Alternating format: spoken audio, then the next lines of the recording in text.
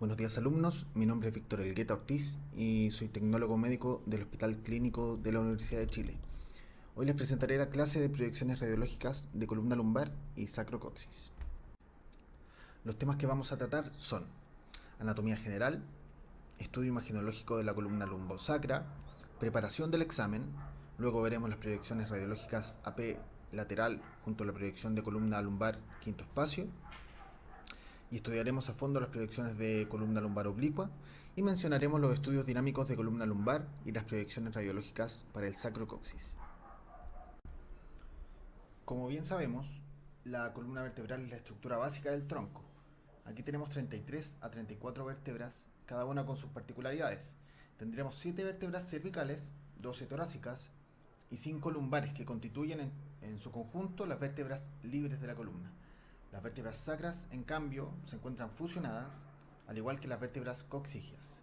El segmento sacro consta de 5 vértebras fusionadas y el coxis de 4 a 5 vértebras que también están fusionadas.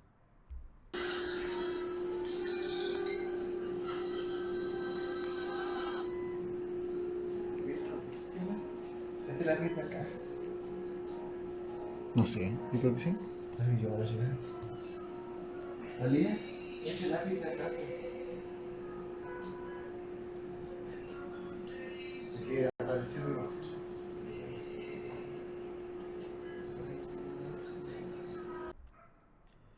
Aquí podemos ver las características generales de las vértebras. A pesar de las grandes diferencias entre las vértebras de las diferentes partes de la columna vertebral, en todas ellas podemos ver dos partes muy diferenciadas: el cuerpo y el arco vertebral. Se denomina cuerpo a la parte anterior de las vértebras. Suele tener una forma más o menos redondeada y su función es dar resistencia a la vértebra. Algo que podemos ver en su estructura interna. El cuerpo vertebral está formado por un cilindro de tejido óseo esponjoso y rodeado por una capa de hueso cortical fina. Este cuerpo será tanto más grande en las vértebras que más peso tengan que soportar, como es el caso de las vértebras lumbares. El arco vertebral es la parte posterior de cada una de estas vértebras y está unido o anclado al cuerpo por medio de dos prolongaciones muy importantes que son llamadas los pedículos. Y los pedículos delimitan los lados, del agujero vertebral.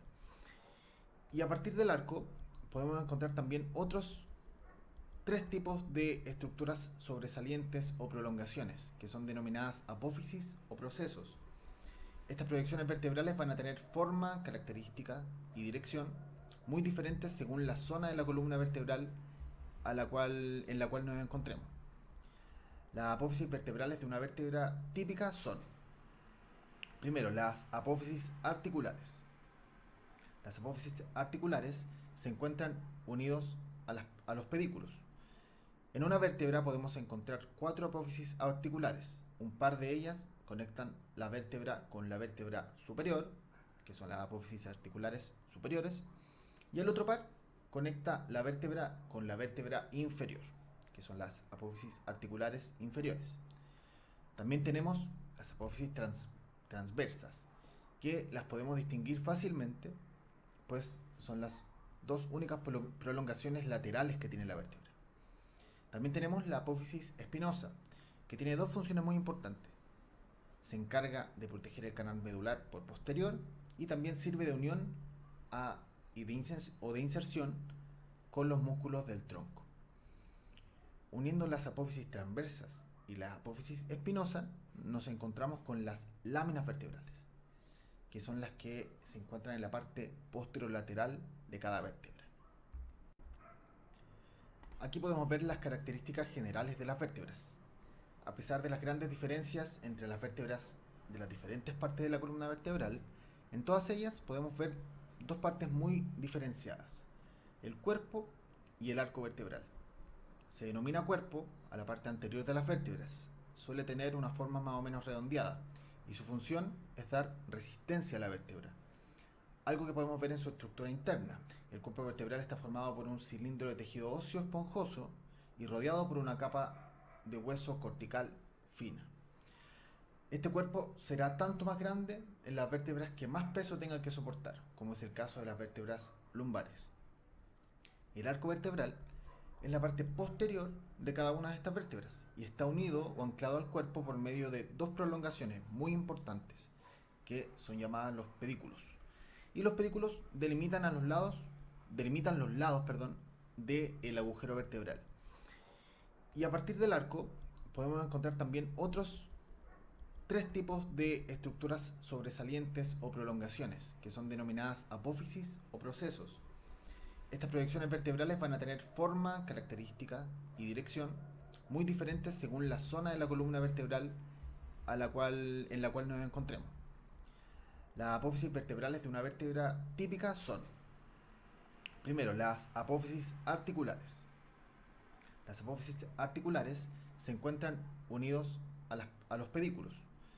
En una vértebra podemos encontrar cuatro apófisis articulares. Un par de ellas conectan la vértebra con la vértebra superior, que son las apófisis articulares superiores, y el otro par conecta la vértebra con la vértebra inferior, que son las apófisis articulares inferiores. También tenemos las apófisis transversas, que las podemos distinguir fácilmente, pues son las dos únicas prolongaciones laterales que tiene la vértebra.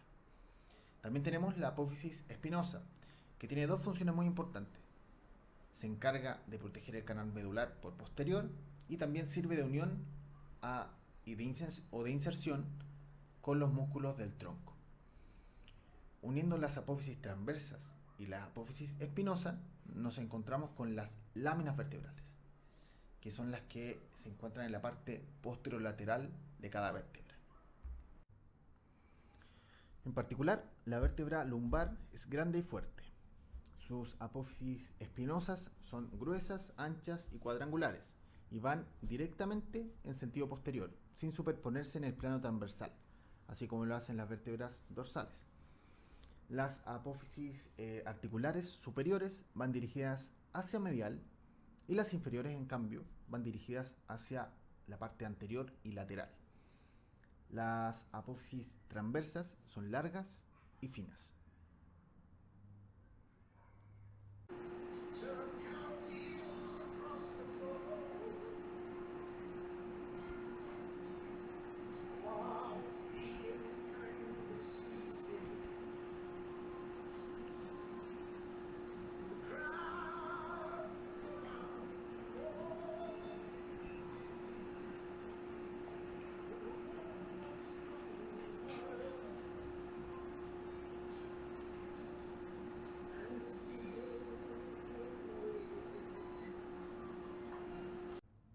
La columna lumbar posee 5 vértebras, como habíamos dicho anteriormente.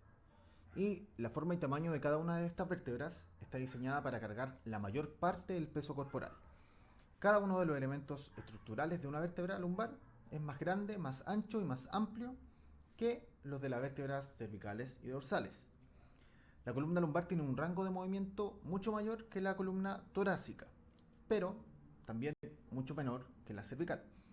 Sus articulaciones facetarias le permiten una gran extensión y una gran flexión, pero van a limitar su rotación.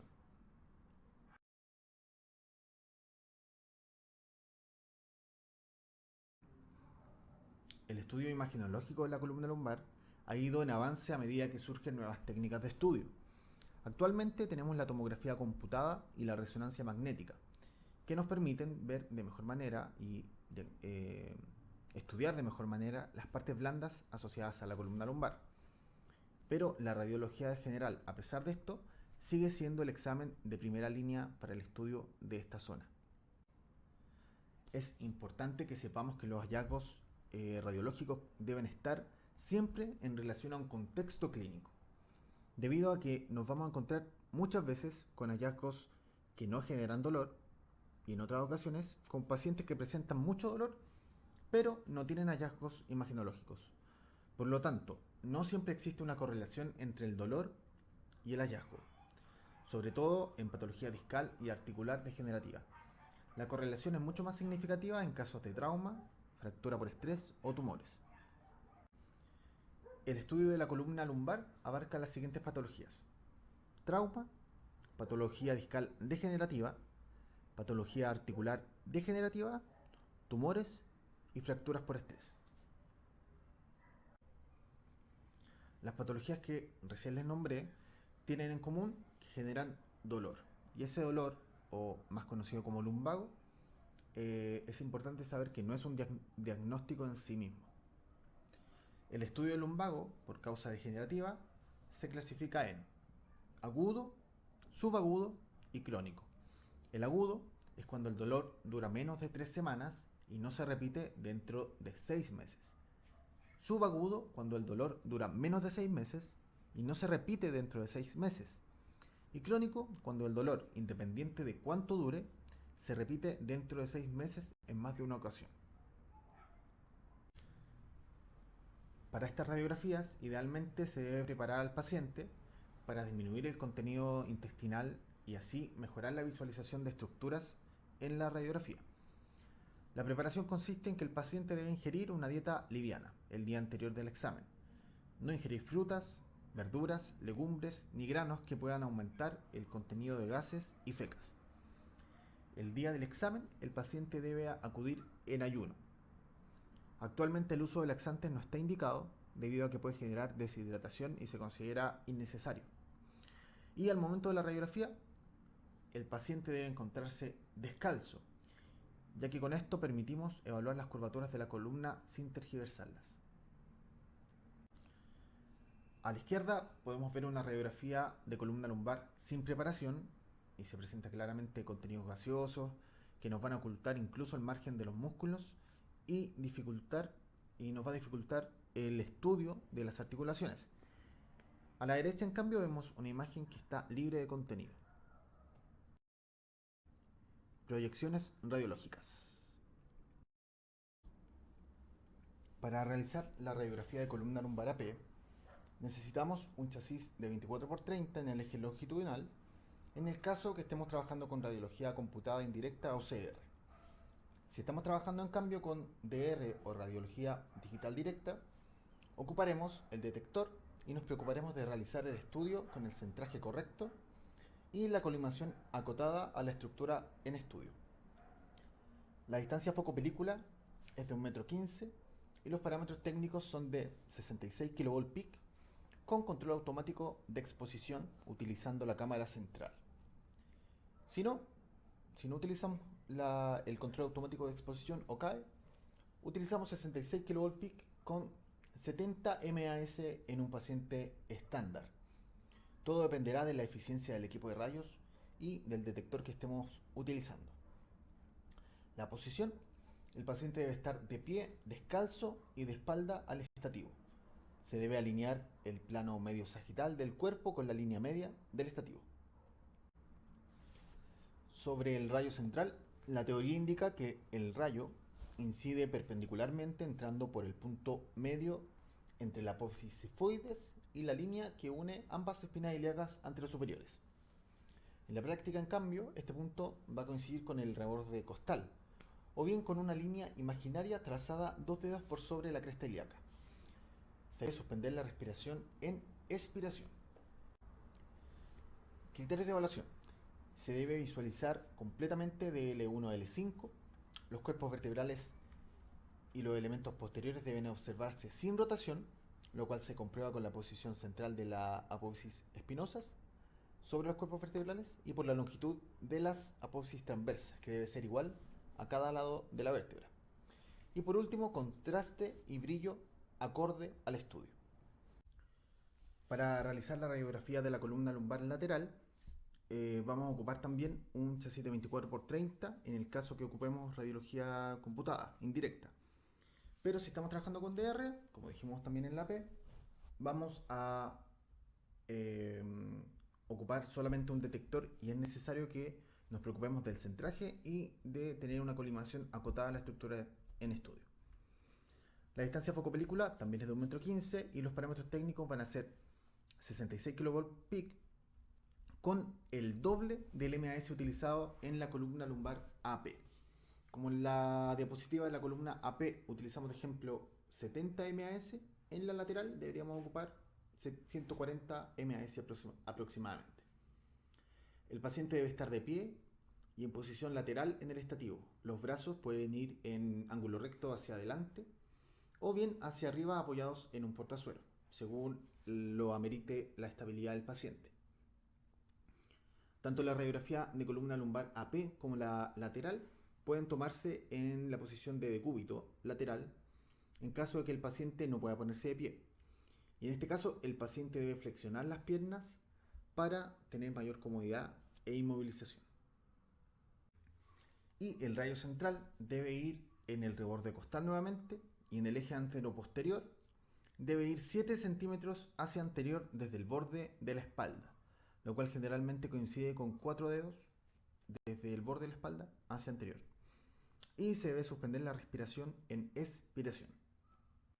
Los criterios de evaluación se debe observar desde el E1 al E5. Los cuerpos vertebrales y las apófisis espinosas deben estar en posición lateral sin rotación, lo cual se va a comprobar por la ausencia de distorsión de los cuerpos vertebrales y porque el muro posterior vertebral va a aparecer en una sola línea. Y los espacios discales intervertebrales deben quedar despejados siempre y cuando el plano sagital de la columna sea paralelo al estativo. Contraste y brillo del estudio tiene que ser acorde a lo que queremos visualizar. ¿Por qué el examen se realiza en bipedestación? Debe realizarse así debido a que de esta forma podemos evaluar de forma más fidedigna las curvaturas del paciente y también ver el comportamiento de los espacios discales y las articulaciones de la columna vertebral con la distribución del peso sobre el cuerpo. Para la elección de los parámetros técnicos es necesario que tengamos claro la imagen que deseamos obtener. Como queremos una imagen que nos permita evaluar el hueso y la indemnidad de las corticales, necesitaremos un alto contraste. Para evaluar una imagen de alto contraste, tenemos que favorecer el efecto fotoeléctrico y esto lo logramos con un bajo KB. Este kilovolt tiene que ser lo suficientemente bajo para favorecer el alto contraste y lo suficientemente alto para tener la energía y la penetrancia suficiente para traspasar el paciente e incidir en el detector de la imagen. El MAS utilizado va a depender del grosor de la estructura. Entre más gruesa sea la estructura, mayor MAS vamos a necesitar, ya que necesitamos más fotones para obtener una imagen sin moteado cuántico. Las radiografías AP y lateral deben realizarse en expiración para que los recesos costodiafragmáticos no nos dificulten el estudio de las primeras vértebras lumbares. En inspiración, el diafragma va a subir y con él los recesos pulmonares también. Ya. Para abordar las curvaturas, es muy importante recordar cómo afecta la divergencia del haz en la imagen. Justo en el centro, que es donde ponemos nuestro rayo central, el haz se dirige con 0 grados hacia el paciente y el detector. Esto es aproximadamente a la altura de L3. Pero, por ejemplo, hacia la parte más baja de la imagen, como a la altura de L5, el haz se dirige con una angulación hacia caudal. Y exactamente lo mismo ocurre hacia L1. Hacia craneal, el haz se va a dirigir con una angulación hacia craneal. Por lo tanto, si tenemos una curvatura e incidimos el haz en la concavidad de la curva, todos los rayos pasarán paralelos a los bordes de los platillos vertebrales, permitiéndonos así ver abiertos los espacios articulares. En las siguientes diapositivas, desde la 26 a la 42, veremos las estructuras más importantes que debemos reconocer en una radiografía de columna AP y lateral.